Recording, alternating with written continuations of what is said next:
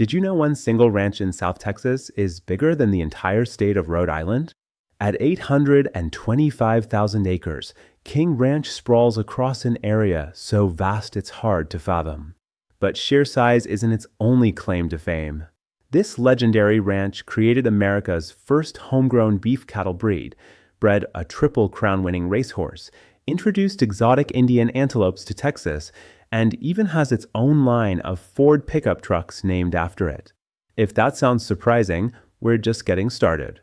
Today, I'm diving deep into the story of King Ranch, a first-person journey through its history and how it evolved from an 1800s cattle camp into a modern agribusiness empire. By the end, you'll see how King Ranch blends old-school ranching grit with innovative business savvy in a way that's kept it thriving for over 170 years.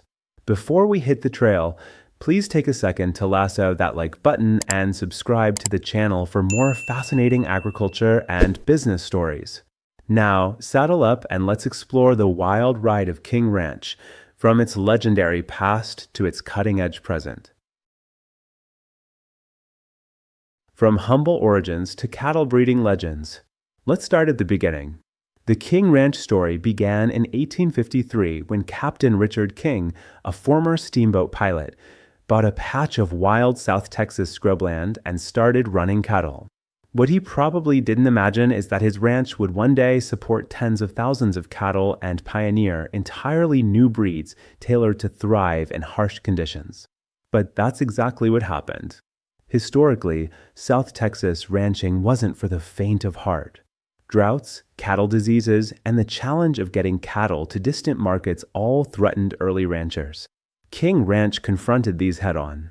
In the 1890s, Richard King's son-in-law Robert Kleberg drilled deep for water and struck a veritable underground river in 1899, a godsend after a brutal drought locals grimly called the Great Die-Up. With abundant artesian wells flowing, the ranch could sustain its herds through dry spells. Kleberg also tackled cattle disease. Texas fever ticks were killing cattle and blocking sales, so he invented the first cattle dipping bats to rid cows of the deadly ticks. These innovations solved two huge problems, water and disease, that had long limited South Texas ranching. Market access was the next hurdle. Back then, the ranch's location was remote, with no easy way to ship cattle out.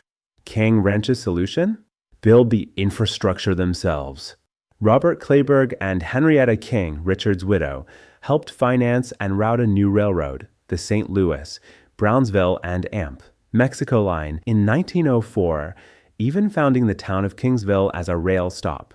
They also built one of the world's largest cattle shipping rail yards at the time. Suddenly, cattle from King Ranch could reach national markets by rail, a game changer for profitability. Breeding a new breed, Santa Gertrudis. With water, disease control, and transport in hand, King Ranch turned to breeding better cattle. Early 20th century ranch superintendent Robert J. Kleberg, Jr., grandson of Richard King, had an ambitious idea: cross hardy Brahman cattle from India with British shorthorn cattle to create a new animal that could handle the heat, drought, and distance of Texas, yet still fatten up with quality beef. After decades of selective breeding, including one bull named Monkey who became the prolific founding sire, they succeeded. In 1940, the Santa Gertrudis breed, named after the ranch's Santa Gertrudis land grant, became the first beef cattle breed ever developed in the United States. This was a historic milestone in animal husbandry, and Santa Gertrudis cattle put King Ranch on the global map of cattle breeding.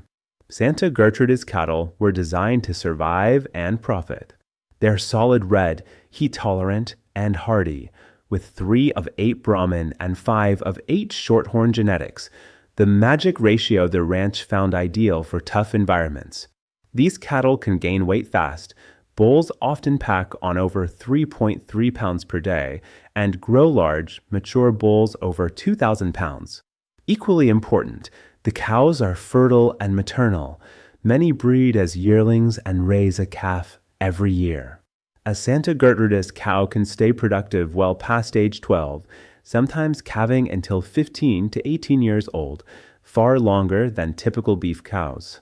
This longevity means lower replacement costs and more calves over a cow's lifetime, i.e., higher profitability. Speaking of profit, the numbers tell a striking story. In a Texas A and M Ranch to Rail trial, a pen of Santa Gertrudis steers returned plus $100.87 net profit per head, while steers from dozens of other ranches averaged a $50 loss per head under the same conditions. In feedlot tests, Santa Gertrudis steers gained around 3.9 pounds per day on feed with efficient conversion, about 6 pounds of feed per pound of gain. They consistently reach USDA quality grades of choice or better, debunking the myth that heat-tolerant cattle can't produce well-marbled beef. This Gert's breed spread worldwide to Australia, South America, and beyond, carrying King Ranch's legacy with it.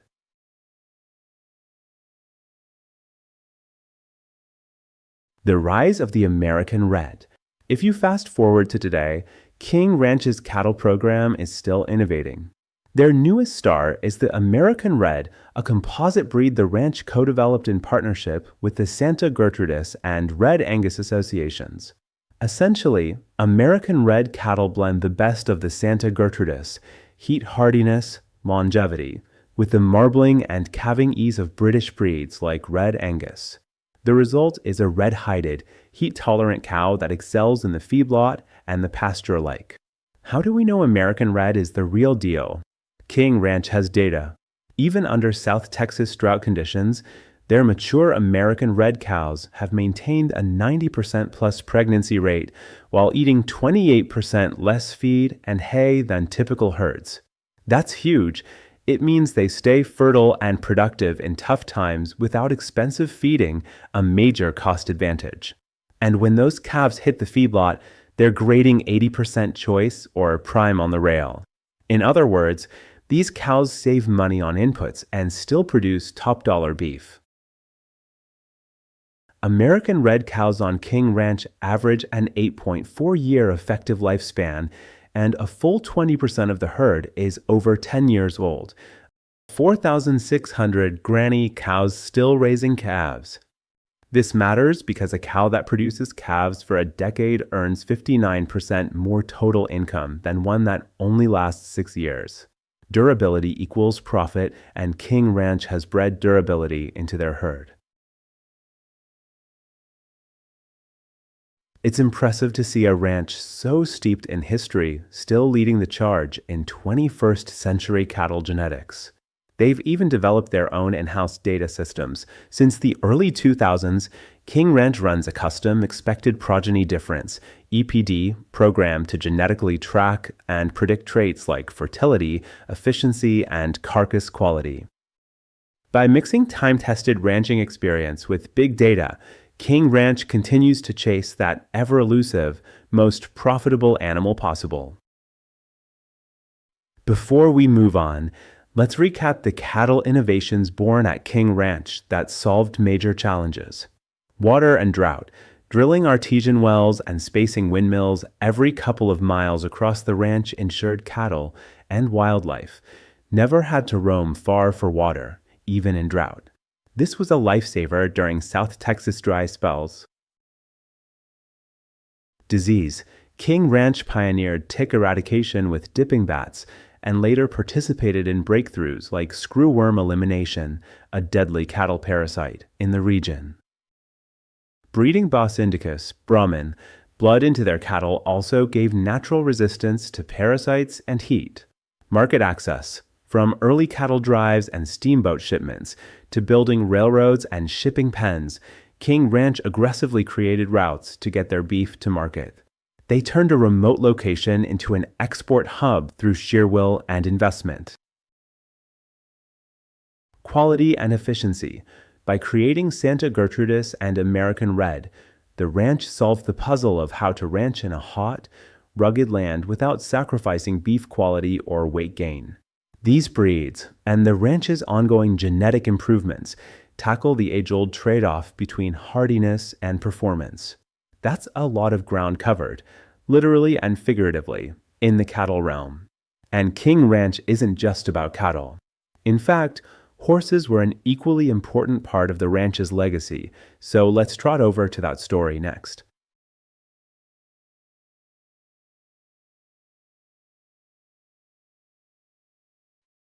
Horsepower, quarter horses, and a Triple Crown winner. It's often said that horses and cattle built King Ranch. The ranch's cowboys, known as caninos, King's men, needed tough, agile horses to work those huge pastures. From the early days, King Ranch set out to raise the finest ranch horses in America, and many would say they succeeded. In fact, the American Quarter Horse Association, AQHA, Stud Book Number 1, the very first registered quarter horse, was a King Ranch stallion named Winthy. That's right, the foundation of modern quarter horses traces straight back to King Ranch bloodlines. Quarter Horse Dynasty on the ranch. The ranch's horse program really took off in 1916 when Robert Kleberg Sr., Richard King's son-in-law, purchased a legendary sorrel colt named Old Sorrel. Old Sorrel became the foundation sire of King Ranch's line. Every quarter horse on King Ranch today still descends from him. Bred to the ranch's local Mustang Mares, Old Sorrel produced horses with stamina, cow sense, and speed. His grandsons and great-grandsons then carried the torch. Wimpy, one of his grandsons, won the Fort Worth Stock Show in 1941 and earned that AQHA number 1 spot, cementing King Ranch's reputation for top horses. But perhaps the most famous King Ranch quarter horses came a few decades later, Mr. Essayan Pepe and his son Pepe Essayan Badger, affectionately Little Pepe. These names are royalty in the quarter horse cutting world. Mr. San Pepe, a sorrel stallion King Ranch acquired in the 1970s, became a two-time NCHA Open World Champion cutter, 1974 and 1976, and the AQHA World Cutting Champion in 1976, the first horse ever to win both those titles in 1 year. He was lightning quick on a cow and proved it by becoming the youngest horse inducted into the NCHA Hall of Fame up to that time. Mr. San Pepe also broke the earnings barrier, becoming the first cutting horse to win over $100,000 in open competition by 1978, a modest sum today, but a huge feat back then. His son, Pepe San Badger, Little Pepe, went on to even greater fame. Little Pepe won the NCHA Futurity in 1977, the NCHA Derby in 1978, and was in the Hall of Fame by 1980. He kept winning into the early 1980s and then proved to be an extraordinary sire. For years, Little Pepe was the all-time leading sire of NCHA cutting horses, with his progeny earning over $26 million in total. In fact, every quarter horse on King Ranch today goes back either to Mr. San Pepe or his son Little Pepe. That's how influential their bloodlines are. These horses exemplify King Ranch's horse breeding philosophy. Combine strong genetics, great trainers like the legendary Buster Welch, who trained both Pepe stallions, and lots of real-world ranch work to produce horses that excel both on the ranch and in the show pen. It's no exaggeration to say King Ranch is regarded as the birthplace of some of the finest quarter horses in America. The program seamlessly blended with the ranch's cattle operations. A good horse was as valuable as any piece of ranch equipment for working cattle. But King Ranch didn't stop at quarter horses. They set their sights on the highest levels of horse racing as well. Assault on the Racing World, a Texas thoroughbred triumph. In the 1930s and 40s, King Ranch made a bold foray into thoroughbred racing, applying their breeding expertise to the sport of kings. And boy, did they hit pay dirt. King Ranch is the only ranch in history to breed and own a Triple Crown winner, the chestnut stallion Assault, foaled on King Ranch in 1943. Assault, nicknamed the Club-Footed Comet for a hoof injury he overcame, swept the Kentucky Derby, Preakness, and Belmont Stakes in 1946, becoming the 7th Triple Crown champion ever. and to this day, the only Texas-bred horse to win the Triple Crown. If that wasn't enough, King Ranch also bred Middle Ground, who won the Kentucky Derby and Belmont in 1950. 2 classic winning thoroughbreds in 5 years from a ranch better known for cattle is nothing short of astonishing.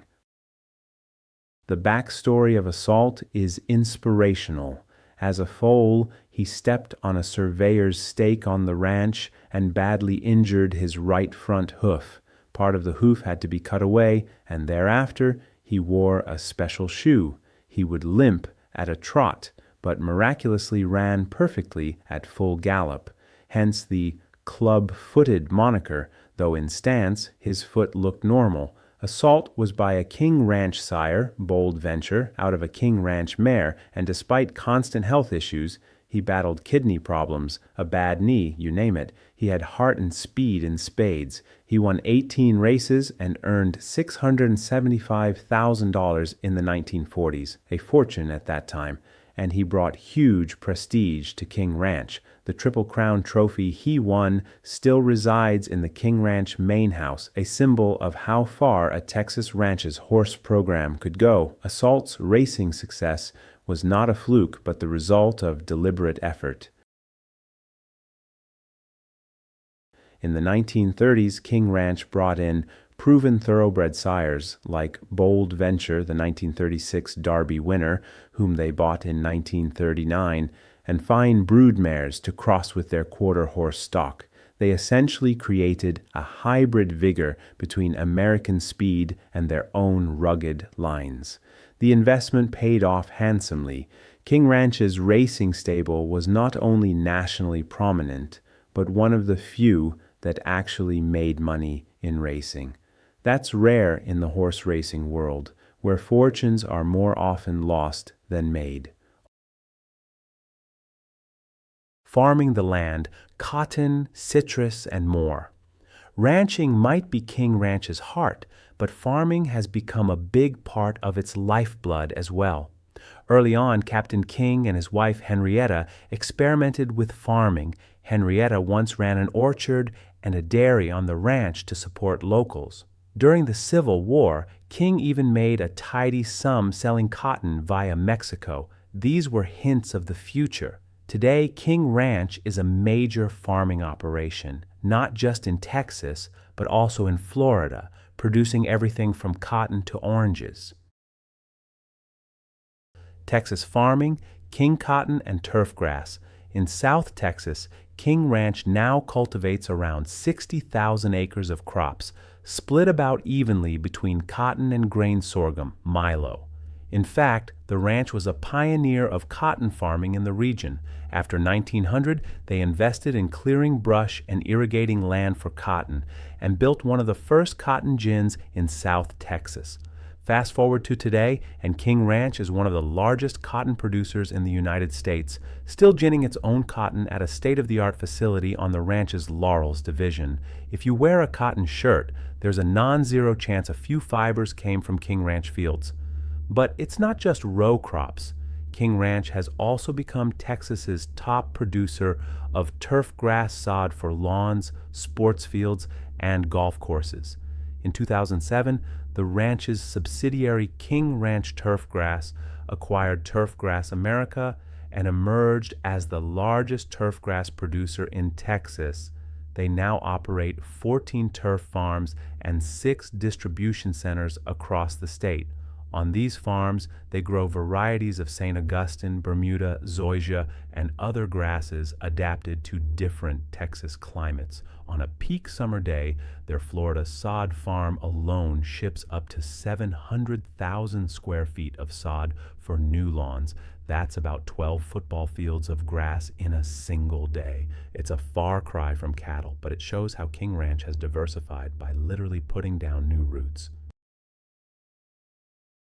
They even have a division called Mini Verde that specializes in ultra-fine golf course greens turf, working with top golf clubs to perfect putting surfaces.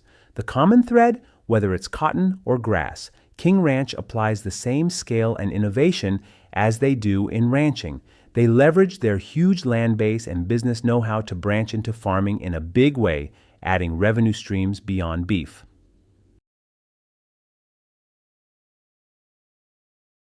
Florida operations: oranges, sugar, and more.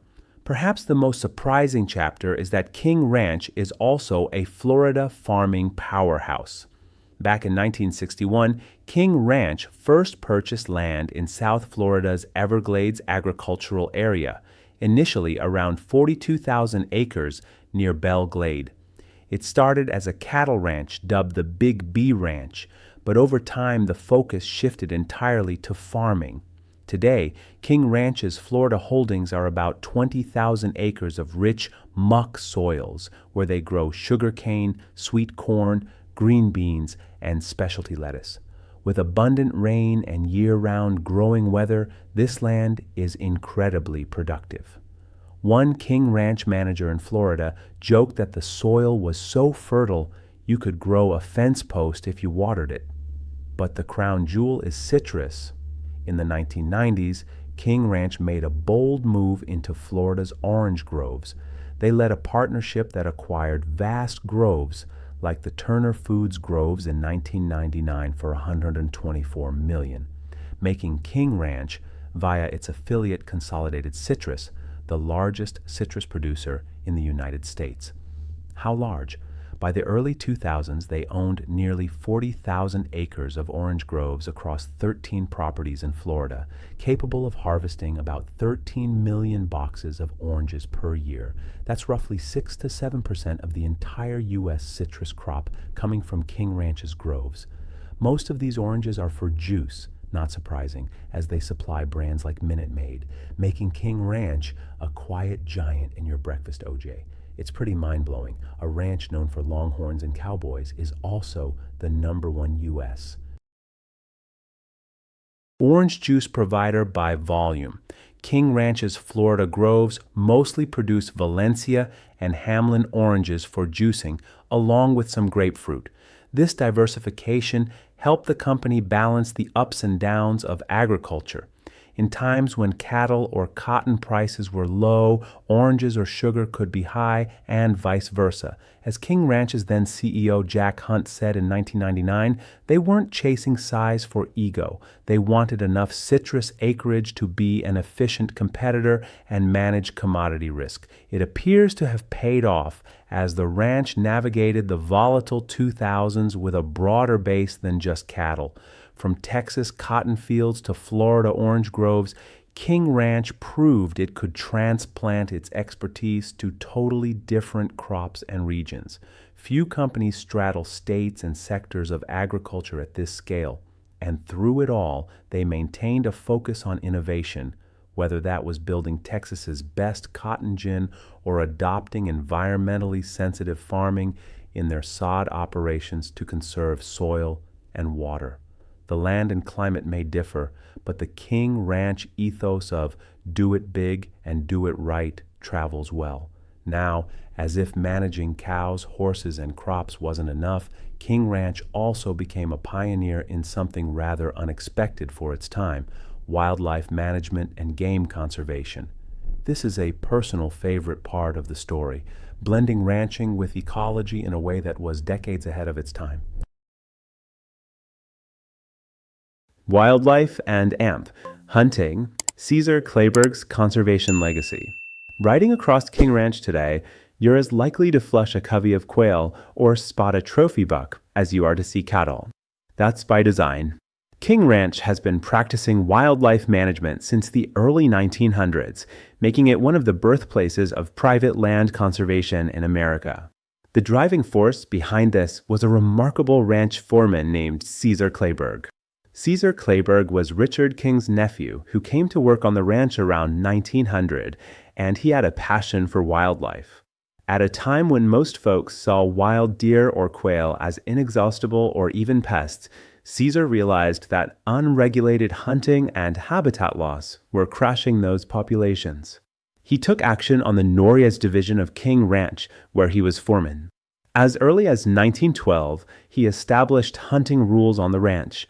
For example, no shooting quail on the Covey Rise, no hunting near water holes, and strict seasons for deer and turkey. This was revolutionary thinking back then. In 1925, Caesar went further. He closed over 400,000 acres of the ranch to all hunting for a few years to let deer and turkey rebound, and hired a full-time predator trapper to control varmints like coyotes. The result? By the late 1920s, populations had recovered so much that surplus deer and turkeys from King Ranch were live-trapped and used to restock other parts of Texas that had been hunted out. King Ranch literally became a wildlife reservoir for the state. A pair of nilgai antelope on the South Texas plains. These 600-pound blue bulls, native to India, were first released in North America on King Ranch in 1924 and today thrive in the wild on and around the ranch. Caesar Kleberg's most famous contribution was introducing the nilgai antelope to Texas. Fast forward to now, King Ranch's rangelands are home to an estimated 15,000 nilgai roaming wild, and they've expanded beyond the ranch. Approximately 30,000 nilgai are thought to roam South Texas today, almost all descended from that original King Ranch introduction. They are magnificent animals, slate blue bulls weighing up to 600 pounds that can run 35 miles per hour, crashing through brush like runaway bulls, and yes, outrunning even Usain Bolt. This is one of the most successful exotic game introductions in history, and it happened long before the word exotic wildlife was commonplace. King Ranch's wildlife program didn't end with Caesar Kleberg's death. He passed in 1946 after ensuring in his will to create a wildlife foundation that later funded the Caesar Kleberg Wildlife Research Institute. In 1945, King Ranch became likely the first private ranch in America to hire a full-time wildlife biologist, Val Lehman. Lehman pioneered scientific techniques like deer census lines, starting in 1967 to estimate game populations. Under his guidance, the ranch experimented with habitat improvements.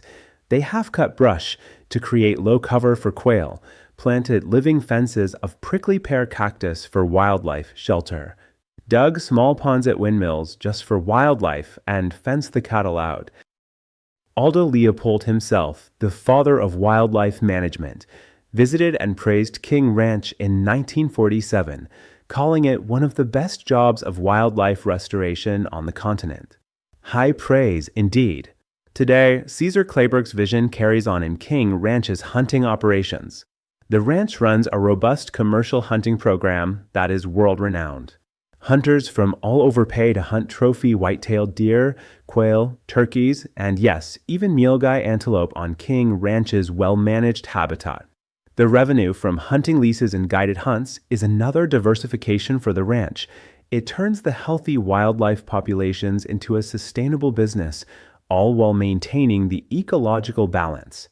But the emphasis is always on stewardship.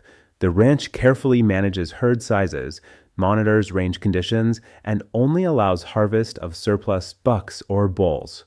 Essentially, they treat wildlife like an additional crop, one that needs cultivation, habitat work, water, food plots, and wise harvesting. This model has since been emulated by ranches across the globe, but King Ranch was a trendsetter. It's no coincidence that the Caesar Kleberg Wildlife Research Institute, headquartered at Texas A&M, Kingsville, is a leading wildlife science center. It grew directly out of the work started on King Ranch. To give a concrete example, King Ranch guides often take hunters on safari-style outings for nilgai, which are extremely challenging to hunt due to their sharp senses and tough constitution. The ranch has learned to manage nilgai so they don't overwhelm the habitat needed by native deer, while still keeping plenty around for a unique hunting experience. In a full-circle twist, nilgai meat has even made it onto the menu at the ranch's restaurant. More on that soon, proving the ranch can integrate wildlife, livestock, and business in creative ways. The wildlife story of King Ranch is one of balance, balancing cattle with deer, agriculture with ecology. By solving challenges like overhunting and drought for wildlife, Windmills and water tanks benefit deer and quail just as much as cattle. King Ranch ensured that the land could support both beef and wild game for generations to come. This holistic mindset was ahead of its time and is a big reason the ranch's rangelands are still teeming with life, not overgrazed deserts. Now, to round out the picture, we need to look at how King Ranch extended its brand beyond ranching in some very high-profile ways. From pickup trucks to retail stores to fine dining, King Ranch leveraged its mystique and history to diversify even further. Let's explore those business ventures that carry the running W brand into new arenas. Beyond the ranch, the King Ranch brand and business diversification. If you've heard of King Ranch but aren't into cattle or horses, it might be because you've seen a Ford King Ranch F-150 cruising down the highway. Yes, even if you've never set foot on a ranch, you can buy a piece of the King Ranch lifestyle in the form of a luxury pickup truck. This is one of the smartest brand partnerships in the auto world. Ford Motor Company teamed up with King Ranch in 2001 to launch King Ranch editions of their trucks and SUVs, decking them out with rich saddle brown leather and the ranch's Running W cattle brand logo on the seats. The Running W is iconic. It's been the ranch's brand since 1869, and legend has it the shape is inspired by a rattlesnake or the curves of a river. The truth has been lost to lore. Seeing that brand embossed on a truck's leather seats instantly evokes rugged Texas heritage and cowboy luxury. About 40% of King Ranch F-150s sell in Texas alone, where folks know the name. It's a win-win. Ford gets the authenticity and cachet of the King Ranch name, and King Ranch gets royalties and a fleet of trucks for ranch work, plus national brand exposure. King Ranch has also built its own retail operation off the ranch's cowboy mystique. The King Ranch Saddle Shop, based in Kingsville, started as a place to buy the ranch's handmade saddles, tack, and leather goods. Over time it expanded, and today it's a luxury leather goods brand selling everything from fine leather luggage and handbags to ranch-inspired home decor.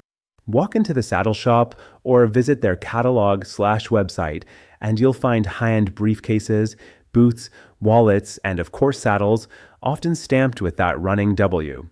They even produce King Ranch-branded outdoor gear and apparel. The saddle shop caters to folks who may never ride a horse, but love the idea of Texas ranch style and quality craftsmanship. It's another example of translating the ranch's heritage into a business venture.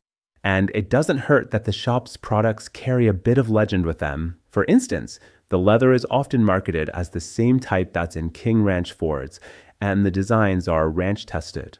It's a small but shiny part of the King Ranch portfolio, showing the brand's reach into retail and lifestyle. And then we have King Ranch Texas Kitchen, a recent venture that brings the ranch straight to the dinner table. Opened in 2020 in Houston through a partnership with Landry's Incorporated, this upscale steakhouse is themed entirely around King Ranch's heritage. The decor is ranch chic, and the menu is full of South Texas fare with a twist. They serve classics like smoked brisket queso and pan de campo, the official bread of Texas ranches, alongside premium steaks and wild game.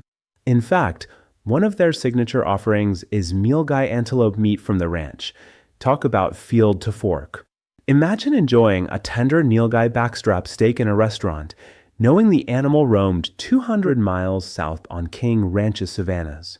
The Texas Kitchen prides itself on using homegrown Texas ranch meats and locally sourced produce. It's like a big, delicious advertisement for King Ranch's bounty, beef from their cattle division, game from their wildlife management, maybe even citrus in the cocktails from their groves. This restaurant solidifies King Ranch not just as a producer of raw goods, but as a culinary brand. It's Texas heritage colliding with modern cuisine, as their marketing says. And of course, it's another income stream and publicity engine for the ranch. Beyond these, King Ranch has dabbled in numerous other ventures. They've licensed their name to furniture lines. They also own a farm equipment dealership arm, King Ranch AG and AMP, turf, selling John Deere equipment in partnership. Fitting, since a ranch this size uses plenty of tractors. In the mid-20th century, King Ranch even expanded overseas, purchasing ranches in Argentina, Brazil, Australia, Cuba, Venezuela, Spain, and Morocco. While many of those were later sold off in the 1980s downturn, it shows the ambition. At one point, King Ranch was managing millions of acres worldwide, exporting its know-how globally. Oil was another big diversification. The ranch sits on oil and gas deposits, and since the 1940s, royalties from energy, in partnership with companies like Exxon, have poured money into King Ranch's coffers. That financial bolster helped them weather tough agricultural years and reinvest in new businesses. What's remarkable is how King Ranch transformed from a one-dimensional cattle outfit into a diversified agribusiness while maintaining a consistent identity. Whether it's a cow, a quarter horse, an orange grove, or a pickup truck, the King Ranch name carries weight. It stands for tradition, quality, and resilience. And the leadership of the ranch, still largely in the hands of descendants of Richard King and the Kleberg family, has treated it like a living, evolving enterprise. They've shown that embracing change, new markets, new technology, even new species of animal, can be done without losing your roots.